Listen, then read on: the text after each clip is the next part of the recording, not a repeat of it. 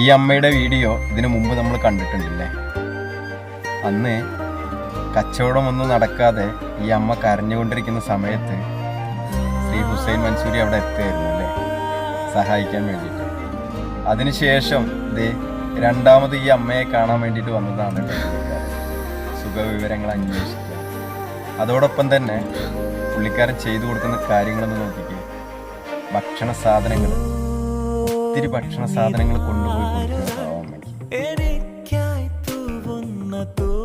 ഇതാണ് പറയുന്നത്, ഒരുപാട് സ്വത്തുക്കളോ പണമോ ഒന്നും വേണ്ട, നല്ല 4 വാക്കുകളിലൂടെ ഒരാളെ സന്തോഷിപ്പിക്കാൻ.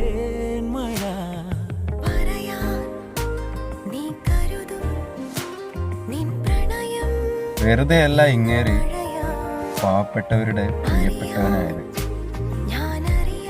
വല്ലാത്തൊരു മനുഷ്യൻ തന്നെ. എങ്ങനെയാ ഇതൊക്കെ സാധിക്കുന്നതെന്ന്.